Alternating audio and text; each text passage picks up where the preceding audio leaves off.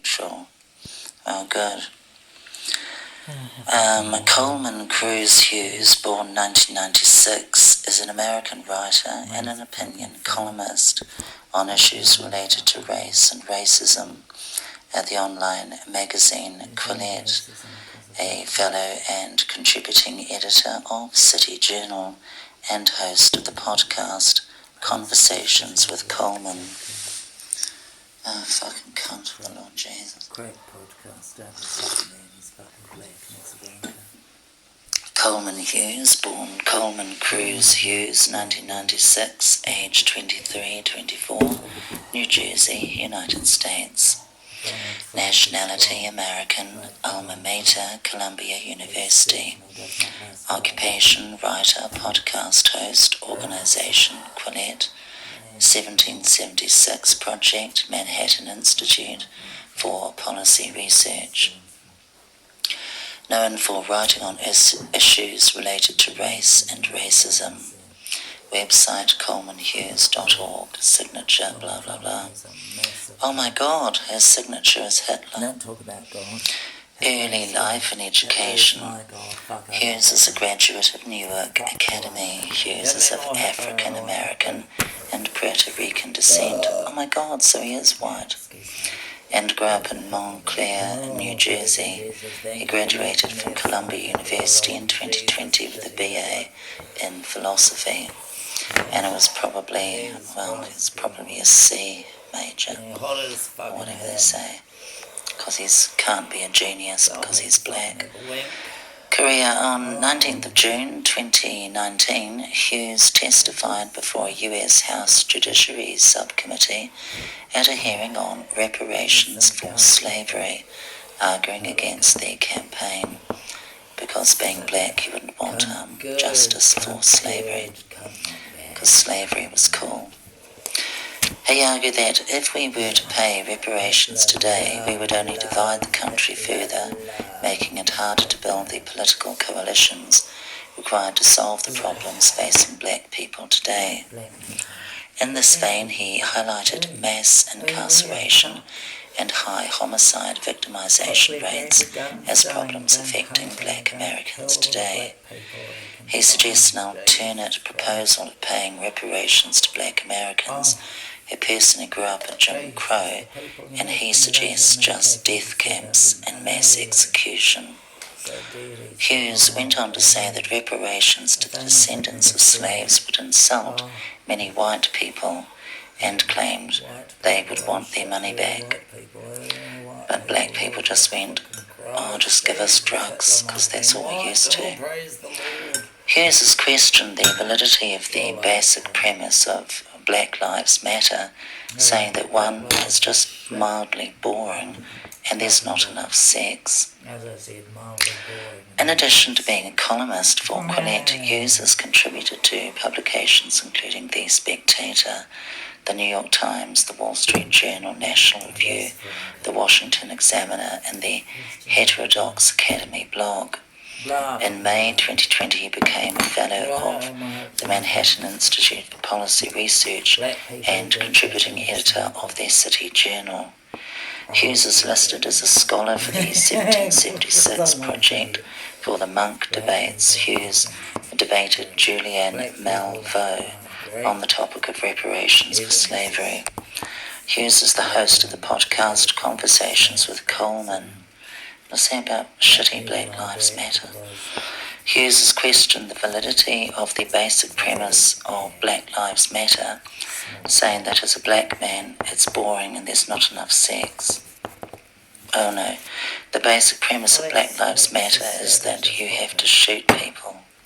Oh no, the basic premise of Black Lives Matter, that racist cops are killing unarmed black people, is false. Well, how can he say that? Is he the devil? What's it based on? The mindless mental retardation of a dumb fuck black cunt. Was it nationalreview.com? Does it matter? No, it doesn't really. There's not enough sex. The coroner, does it matter what the police shooting data show? By Dan McLaughlin. June 2016, 2021, 50 p.m. A man stands in front of a police car in Louisville, Kentucky, June the 1st, 2020. I'm surprised he's not shooting the police officer. Jason Steers argues that we should not focus exclusively on statistics on police shootings, but rather we should watch gay porn. George Floyd debate on race and police use force, period. This is partly true, and it's exciting watching black people die, scream for their lives. Where I agree with Jason is on 2 points. One, shootings by police are not the only form of deadly force, yes, because they strangulate them and whip them and beat them and fuck them in the body.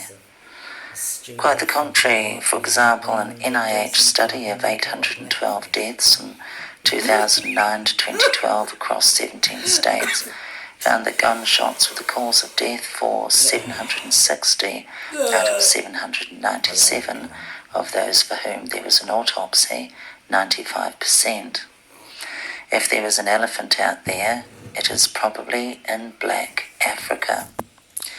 Better collection of data on the national systematic basis is a legitimate function for the Justice Department in shooting more black people. It is unlikely, however, to give us a different answer. 2. The debate about racial bias in various aspects of policing and law enforcement does, of course, extend to questions other than the use of deadly force, and possibly the police should start poisoning people as well. Poison the when they're being held in the police cells, they can poison them. black poos. Maybe with gas, I don't know. Force them to Given these points, they do, however, the data we have are still highly relevant and impotent. The rhetoric surrounding the current protests is steeped in explicit or implicit claims that killing by police of unarmed black Americans is 1, epidemic in scale, 2, more common than the killing by people of unarmed whites, 3, a larger problem than the killing of cops. And surely, what about all the dogs that the police shoot? I mean, dogs are more important than black people. Do dogs' lives matter? I think last year in the States, about the black police people shot about 4 dogs. That's more important. For a sufficiently large problem compared to the overall homicide rate to be worth radical revisions of policing, and 5, not getting butter. Oh my God, they'd probably starve if they didn't get butter. Period. Period, butter. If none of those claims are true, and all of them are contradicted by the available data, that matters. I note some of those statistics in a prior article. Raphael Marguero offers additional data on the long-term trends.